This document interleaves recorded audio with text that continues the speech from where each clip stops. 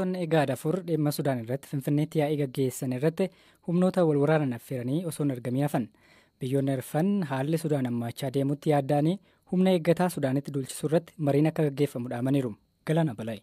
Miseensonni IGAD afur dhimma Sudaaniif fala barbaaduuf har'a adoolessa 10 bara 2023 magaalaa guddoo Itoophiyaa Finfinnee keessatti marii gaggeessaniiru. Biyyoonni arfan Keeniyaa, Itoophiyaa, Sudaan Kibbaa fi Jibuutiidha.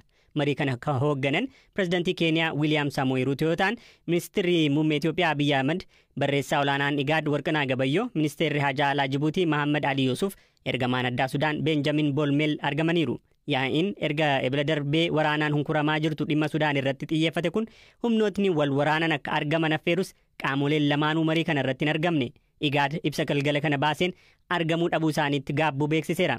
Gaazexaan Sudaan Tribune jedhamu akka gabaasetti ajajaan waraanaa biyyattii Jeneraal Abdul Fattah al-Burhaan marii Finfinneetti gaggeeffamu irratti isaanis ta'e bakka bu'aa isaaniin akka hin argamne ibsaniiru. Sababni dhiyeessanis pirezidaantiin Keeniyaa Wiiliyaam Ruutoon duree humna addaatiin walitti dhiyeenya qabu ka jedhudha. Pirezidaant Wiiliyaam Ruutoon ammaan tana dura taa'aa IGAD yoo ta'an himannaa loogii irratti ka'u kana amma dura balaaleffataniiru. Mariin biyyoota afurii IGAD kun waraanni Sudaan keessatti gaggeeffamu dhiibbaa qaqqabsiisaa jiruun hedduu yaadda'uu ka ibse yeroo ta'u, waraanni kun kan hammaachaa jiru giddu seentummaa qaamolee alaatiinis akka ta'e eereera. Yaa'iin jalqabaa garee biyyoota afurii IGAD kun karaa waraanaa rakkoon furamu kamuu akka hin jirre ka addeesse yoo ta'u, qaamoleen waraanatti jiran lamaanuu haal duree malee waraana dhaabuu qabu jechuun waamicha taasisaniiru. Waraana kana tasgabbeessuuf humni eeggataa biyyoota baha Afrikaa East Africa Standby Force walgahii gaggeessee barbaachisummaa humna kana garasitti duulchisuu irratti akka mari'atus dhaamaniiru. Barbaachisummaan humna kana duulchisuu nageenya uummataa eeguu fi deeggarsa namoomaa dhiyeessuuf haala mijeessuuf akka ta'es ibsichi beeksisee jira. Yaa'ii IGAD kanaan cinaatti olloonni Sudaan kamisa dhuftus dhimmuma tasgabbii Sudaan deebisuu irratti Masriitti yaa'ii biraa gaggeessuuf jedhu. Waraanni Sudaan ebla darbee humna dafee qaqqabaa biyyatti Rapid Support Force fi raayyaa ittisaa biyyattii gidduutti eegale hanga ammaa lammiilee miliyoona 3 ta'an qeerraa kan buqqise yeroo ta'u 600,000 akka ta'an daangaa qaxxaamuranii baqachuuf dirqamaniiru. Oromiyaa wixata har'aa ta'ame irratti miseensonni caffee Oromiyaa pirezidaantii naannoo Oromiyaaf gaaffii dhiyeessan keessaa dhimmi nageenyaa isa ijoo ture.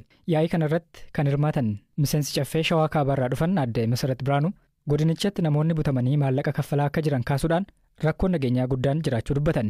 Akka godina Salaaleetitti keessumattuyyuu mootummaa naannoo Oromiyaatiin dhimmoonni xiyyeeffannoo guddaa itti kenname laallamuu qaban jedhee kaasuu danda'u. Godinni Salaalee rakkoo nageenyaa hamaa keessa jira kallattii lamaan. Tokkoffaan karaa keessatiin, karaa biraatiin immoo naannoon ollaa keenya daangeessuuf finxaaleeyyiiwwanii wal qabate guyyaa guyyaadhaan hawaasni keenya keessumattuyyuu aanoleewwan 10 naannoo 3tiin daangeffamanii kan jiran jechuudha. Hawaasni keenya guyyaa guyyaadhaan butamuun maallaqa gaafachuun maallaqa kennameetillee hawaasni keenya bakka itti ajjeefamaa jiru kan jiru ta'uu isaati. Kana dura aanoleewwan 5 keessatti rakkoo nageenya hammaataa kan ture amma aanoleewwan hunda keessatti babal'achuu danda'amee jira. Miseensi caffee Oromiyaa biraan obbo Daadhii Daddachaa jedhaman Gujii keessatti hidhattoonni daldala albuudaa warqee irratti hirmaachuu hanga iskaavaataraan albuuda baasutti ga'uudha dubbatan. Albuuda Gujii keessaa uummata Oromootiif misoomsuu qaba. Baay'ee naannoo sanitti hojjetamuu qaba. Ejjennoo wal fakkaataanis dhufuu qaba. Rakkoon kontorbaandii naannoo san jiru hamaan jira. Kennaa miti kan Gambeellaa kan Beeshaangul dhufee Gujii keessa gurgurama. Walamaan akka dhama dhuunfaatti taajabbiin ani qabu naannoo kana tokko rakkoo nageenyaati. Rakkoon nageenyaa walamarraa madda. Daldala kontorbaandii qaamni mootummaas keessa jira, humni hidhatee baddaa jirus keessa jira. Kun hin fala argachuu qaba. Qaamni hidhate naannoo sanitti akka iskaavaaterii warqii qotatu dhaqqabeera. Humni kun dhaamee naannoo sanii bahuu danda'u qaba. Wanni kun sirraa taanaan daldaltoota naannoo sanii seera ala gara Keeniyaatti ergan karaa kamiin iyyuu to'achuu ni danda'a. Gosa qabeenya biyya kanaati, qabeenya uummata kanaati, uummata biyya kanaa ooluu qaba, uummata kanaa ooluu qaba. Keeniyaan ittiin badhaadhuu hin qabdu. Kana yoo sirraa gaarii jedhee yaada.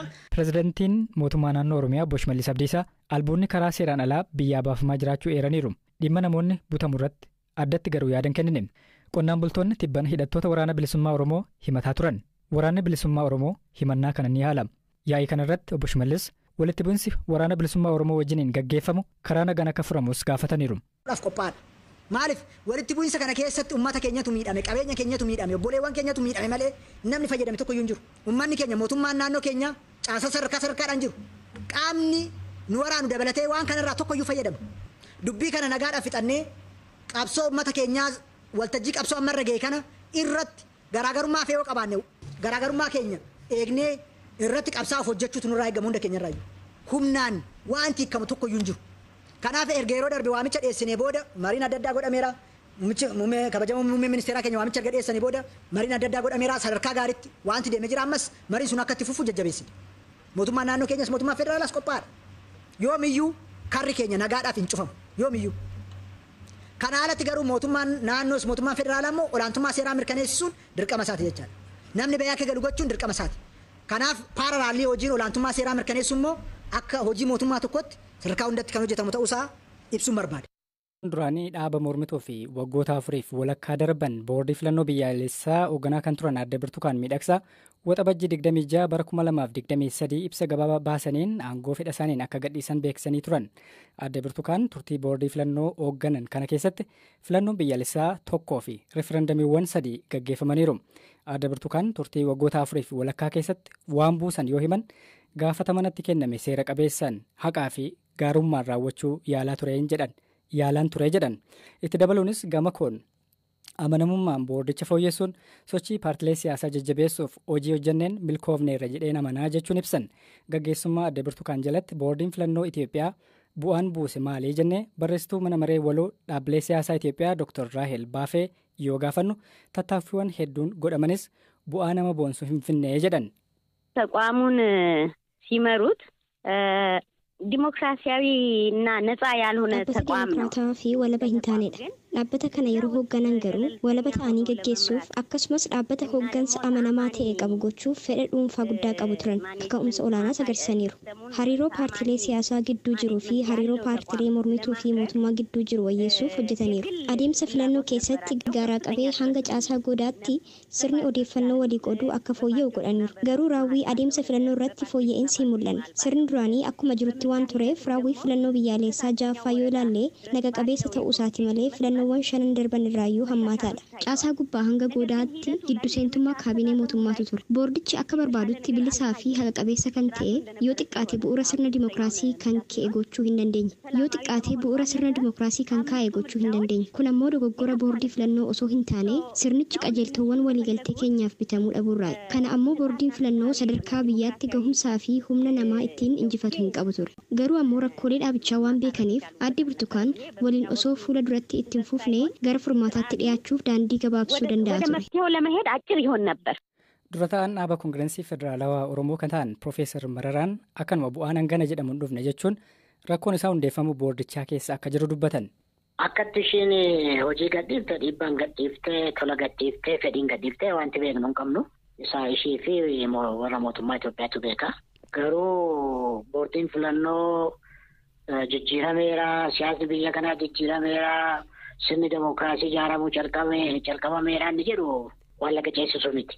Waan diddibaan tokko jira malee wanti lafa qabatu wanti sabni Itoophiyaas dhaabni keenyas akka seenaatti ilaalu jijjiirama dhufee hojii baay'isatu hojjetamee wanti jedhamu qabatamaa nuti waan qabnu hin qabnu.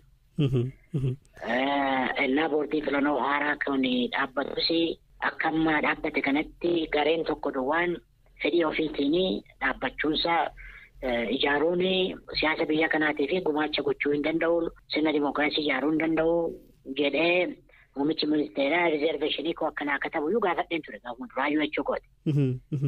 Ergasii qabee isheedhaanis innaa walitti dhufu waan laga ce'u hojii kala laga ce'u filannaa gara dhugaatti dhiyaachuu danda'u sirna biyya kanaa siyaasa biyya kanaa jijjiiruu danda'u akka hojjechuu hin dandeenye dhoksaa malee walitti himaa ture. Ijaa kana wanti hammas nama gammachiisu hin jiru. Siyaasni biyya kanaa iddoo gara gadheeraa irra jireessa gara gadheetti jijjiiramee jira. Amma filannaa 97 wajjin walitti dhiyeessite waan walitti dhufu miti. Walabummaaf eegamu irraa eegamu Finfinnee ammas iddoodhuma durii jira. Finfinnee fiduus hin dandeessu. Uumama boordii filannoo amma uumame kana akka walaban taanetti uumame akka walaban taanetti hojjechaa ture. Akka ammas akka walaban taanetti hojjechaa jira. Sirna dimookiraasii gumaachinni godhe hin madaalaa kana godhan jedhee waan gammachuudhaan waan ilaaluu fi kootiin qabu jechuu kooti. Isaan deemuu isaanii hordofee amma boordiin filannoo biyyaalessaa Itoophiyaa bifa akkamii qabaachuu danda'a jettanii amantu fuuldurattoo? Ilaalaa nuti boordii filannoo mootummaan Seenaan ijaaree jiru jaalannu jibbinu sitti bulla malee akkuma isin jedhe tokkoffaa akkatti boordiin kun uumames akkatti uumamaa jiru kunis hojjechaa jiru kunis isa walabummaan hojjechaa jiru danda'u dandeettii sana qabu humna sana qabu waan jedhu jennu hin qabnu.